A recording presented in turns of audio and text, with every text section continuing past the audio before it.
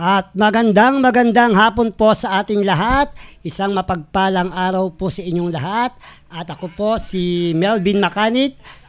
At makakasama namin kayo ngayong hapon dito sa option ni Kagawad Melvin Macanit. Kung saan ay isang kwentuhan ang ating maibabahagi namin sa inyo para naman na tayo sa araw ng Sabado ay maging makabuluhan ang araw na ito sa maikling kwentuhan natin ngayong hapon. No?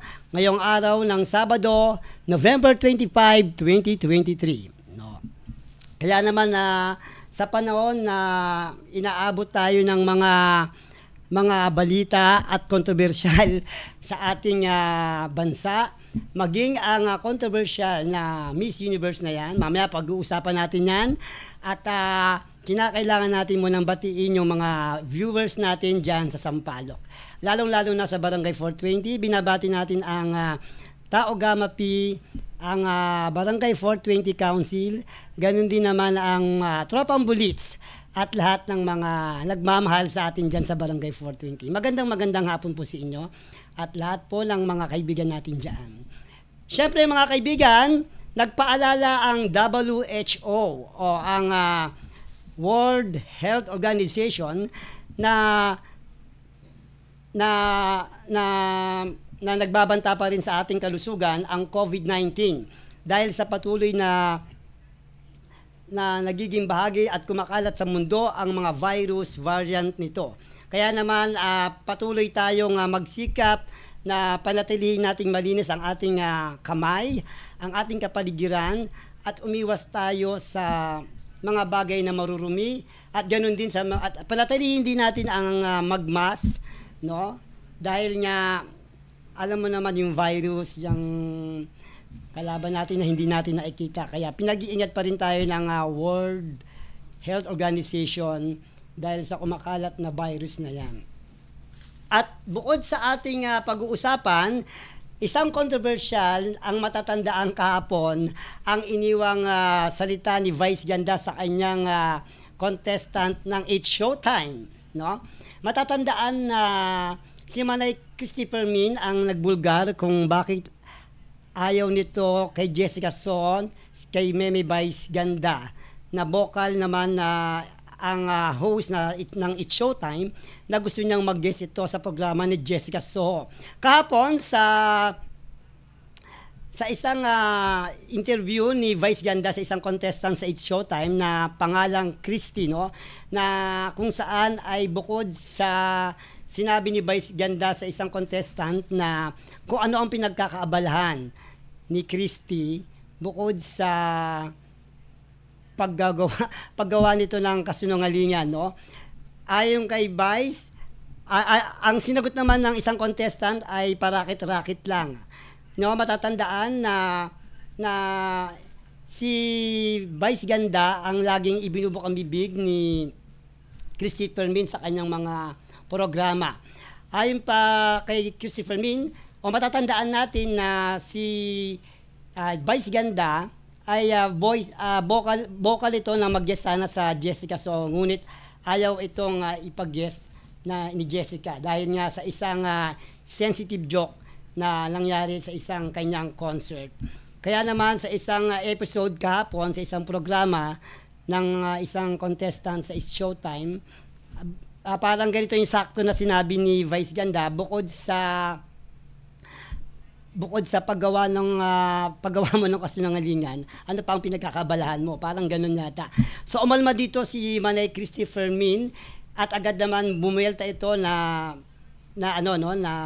hindi kami pinanganak kahapon, no? Kahit wala namang pinangalanan o apelido si Meme Vice. Kaya napaka-controversial na ito na kahapon sa It's Showtime. At sinabi din ni Manay Christopher Min na mas malinis ang aming kalooban kaysa sa panlabas na anyo.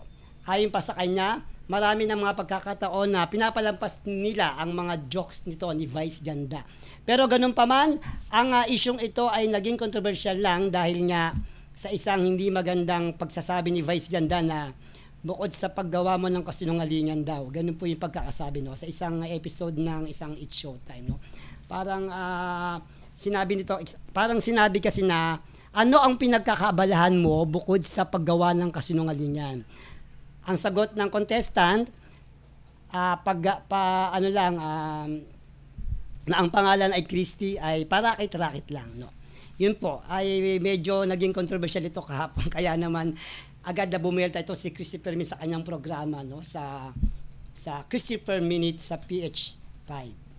At bukod naman dito, mga kaibigan, ang controversial na Miss Universe, kung saan ay may imbitasyon nga si Miss Universe, may imbitasyon nga ang Miss Universe Organization kay Chavit Singson. Kilala naman natin si Chavit Singson na isang negosyante mayaman, no?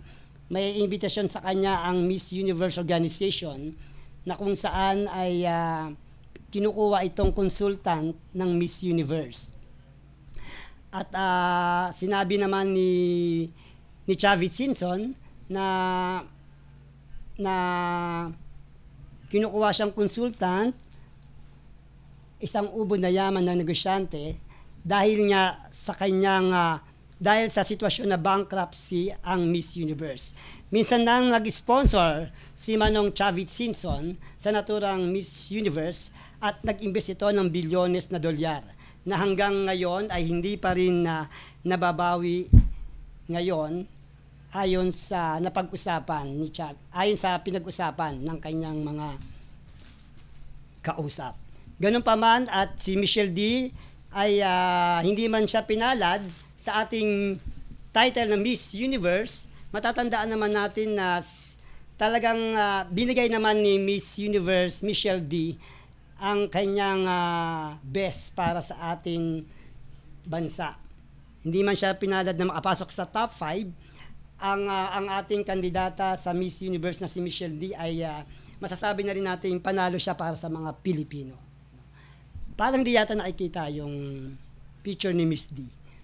Yan. Ngayon naman, ngayon din this Saturday din naman, this Saturday, ngayon din ang balik ni Michelle D mula sa sinalihang Miss Universe 2023. Welcome ang gustong sumalubong kay Michelle D na kahit sa top 10 ay ang inabot, ay mahal pa rin siya ng ating mga Pilipino na may naman nagmamahal sa kanya, na sasalubong sa kanya sa kanyang pagbabalik. May mga kaabang-abang na rin na naghihintay na projects at guesting si Michelle D sa kanyang pagbabalik sa bansa. At ibukod pa dito, si Michelle D ay matatandaan na nabalita din na isa pala siya sa mga apo na may-ari ng China Bank, kung saan napabalita din na baka daw ang China Bank na raw ang bumili ng Miss Universe Organization, kung saan ito ay napabalita sa social media, no? Abangan natin yung balita na yan, no? Si Michelle D pala ay hindi pala basta-basta apo pala ito ng may-ari ng China Bank, no? Hindi man siya pinalad na maging Miss Universe, o hindi man siya pinalad na masama sa top 5, kung saan ay ako ngayon nanood ako nito, ininom ko na lang yung kape ko. Lahat ng kape ko inubos ko na lang. Anyways, ang mahalaga po dito na ipakita naman ng ating kandidata na si Michelle D ang isang makabuluhang kandidata na nagbigay ng efforts sa ating bansa, kung saan ang mga netizens sa kanya naman nakatuon yung kanyang mystery appeal bilang isang kandidata ng ating Miss Universe 2023. So mga kaibigan, ang pagkakataong ito ay bahagi ng ating mga controversial na nasagap natin sa loob ng isang linggo at sa nakalipas na araw. Kaya naman ang aking naibigay sa inyong kwento ay bahagi lamang ng mga pangyayari araw-araw sa ating lipunan. At sa susunod na Sabado, isa na naman pong episode ang naghihintay sa atin, sapagkat hindi po natuloy yung guesting natin kay SK Jana Turingan at kay SK Lau. Baka next Saturday sila ay pumunta at mag-guest sila sa atin upang talakayin ang mga development program ng barangayan kung paano nila ma-enhance bilang isang SK ang isang pagbibigay ng programa para sa komunidad. Yan. Next Saturday, hintayin po natin sila na mag-guest sa atin sa option ni Kagawad Melvin. So yan lang po mga kaibigan, hindi pwedeng wala. Kailangan may option. Maraming salamat at magandang hapon po sa ating lahat.